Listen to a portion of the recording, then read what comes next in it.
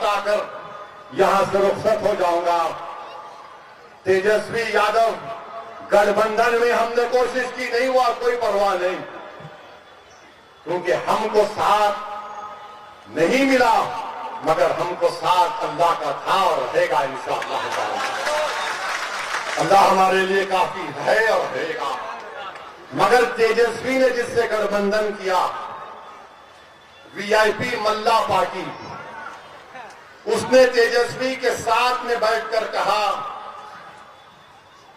कि हम अगर हमारा सत्ता हमको मिलेगा तो वीआईपी का उप मुख्यमंत्री बनेगा।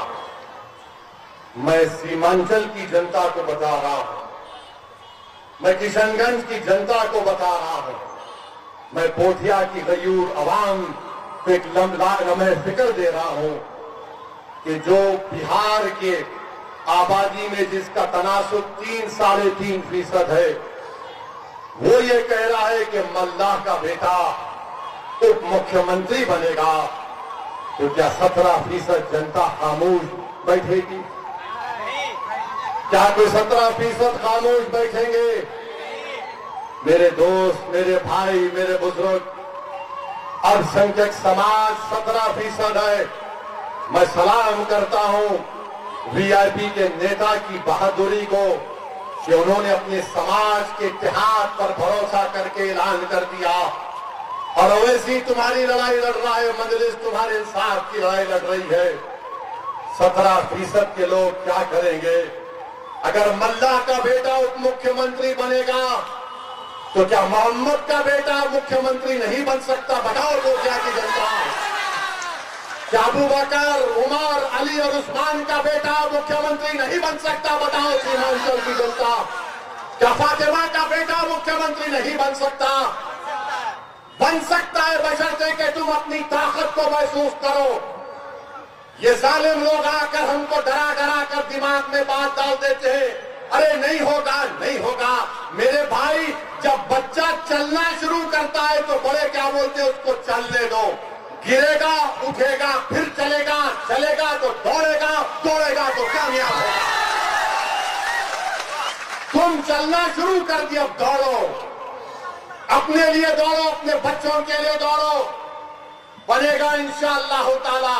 सीमांचल से इंसाफ उसी वक्त होगा जब सीमांचल का बच्चा पटना में हुक्मरान होगा इंशाअल्लाह ताला।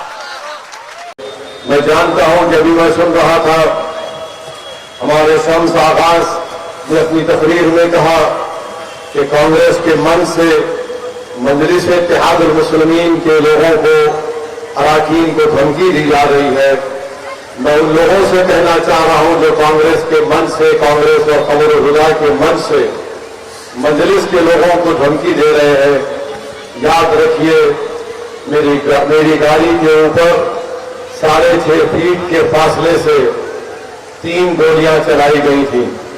उसके बावजूद भी वो गोलियां मेरे हौसले को पस्त नहीं कर सकी।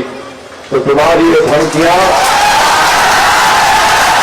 और तुम्हारी ये खिचड़ी बातें तुम किसी और के सामने जाकर बोलो।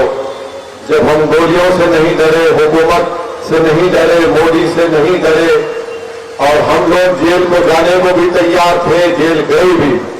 और सुन लो धमकी देने वालों, मैं सीमांचल की जनता के लिए मरने को तैयार हूं। क्या तुम तैयार हो? तुमने और मुझ में फर्क यह है कि तुम सत्ता के लिए जीते, मैं सीमांचल की जनता के इंसाफ के लिए मरने को तैयार था। होगा इंसाफ। ये माफिया राज की बातें करते हैं, तुम गुंडा राज को वापस लाना चाहते हो। मुझे यकीन है कि किशनगंज की जनता और पोठिया की जनता जो इस तरह की धमकी देने वालों का साथ नहीं देगी।